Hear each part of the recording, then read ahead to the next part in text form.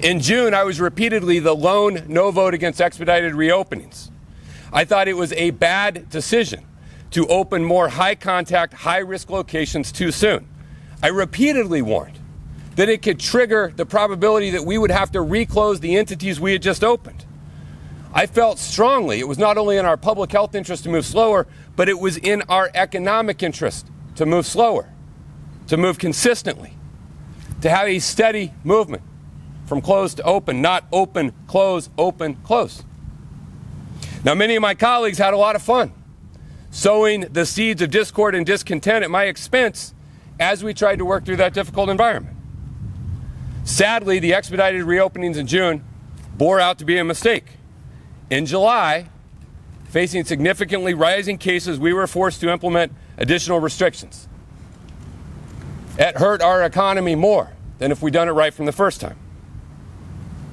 And again, the responsibility we bear, sometimes you have to tell people that what you want to do might not work out best for us as a region. We have to be willing to make the hard decisions that will help the entire community. And we didn't do that in the first evolution. And then again, we did the exact same thing again.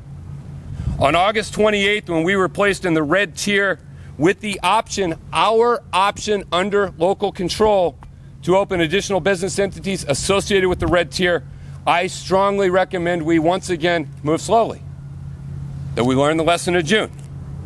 I argued for only opening the entities of lower risk while holding off on the higher risk entities, in particular pointing out that schools and universities were just beginning the process of coming back, and we needed to give them a chance to be successful. We needed to help work through. We need to understand what would happen to our case count as a result of those. My fear at the time, which I stated publicly as I did in June, was expedited reopenings was again put those businesses at the risk of sudden reclosure. And here we are, 3 weeks later, facing that exact same scenario. And now we want to blame the state, or blame San Diego State, or blame a metric system, or blame a tier, or blame a formula that we knew existed for our own decisions, for the situation that we created. I hope beyond all hope that our honest numbers remain in the red and that we can continue to move forward. Because if we do trigger to a higher tier, it will not only have an impact on business, it'll have an impact on schools that haven't yet reopened. And every parent out there wants us to make every opportunity and effort we can to get our schools safely reopened. But again, we didn't have to be in this situation. San Francisco was placed in the red tier the same time as us. But unlike us, they chose a different path. They chose to move a little slower, a little more cautiously. And as we are now staring down the prospect of moving up a tier, they're preparing to move down a tier, to then open their businesses at a time in which they won't have to turn around and close them again.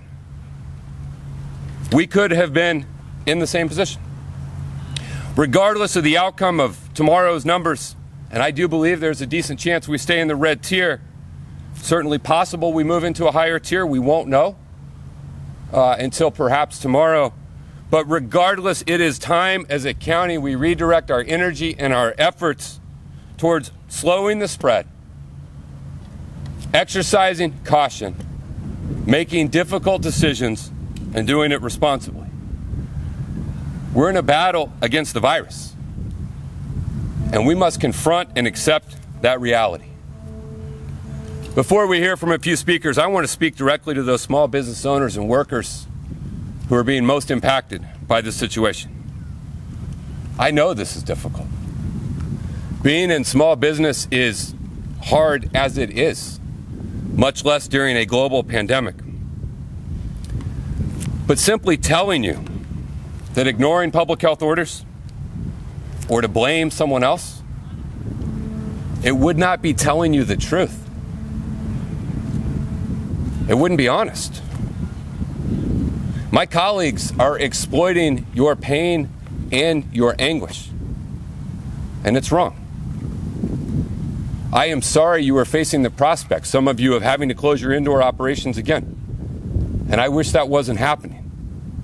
I fought hard to avoid this situation, but it's where we are. And I know that you simply want to run the business you built your life putting together. I know you want to feed your families and you want to support your workers. But what is being sold to you as a solution will not help your situation. It will only make it worse. We have seen countries try the approach being advocated for here. And what was the result? Death rates far in excess of surrounding countries with zero economic benefit. Zero economic benefit.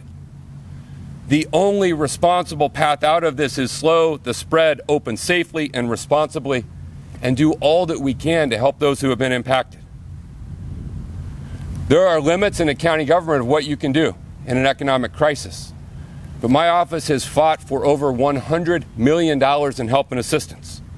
My office proposed that $21 million be used to create the county's relief program for small businesses and restaurants. My office proposed $25 million in rent relief and assistance program to go directly to the tenants and those who own the facilities. My office partnered with the San Diego Foundation to create a community response fund that has raised more than $50 million to help individuals and businesses as you deal with the situation that you did not create. Now, I know you don't want help and assistance, you just want to work. I get that. But reckless reopenings will not help your business. And lastly, we must acknowledge that in this pandemic, not every community is being impacted the same. In the state of California, there's been a 5-fold increase in COVID-related deaths among the Latino community between May and August. According to the state of California, we have more than 328,000 Latinos who have contracted COVID. More than 7,000 have died. Latino deaths are higher than any race or ethnicity in our state. In San Diego, Latinos account for more than 62% of all COVID infections, almost half of all deaths, but make up just more than 30% of our population. Many Latinos and other people of color have been our frontline heroes during this pandemic. Our healthcare workers, our service care workers, they're going to work on the front lines, and they are counting on us as a community to chart a response and a path forward that serves all of us. Anytime you're in a tough fight, you want trained professionals on your side.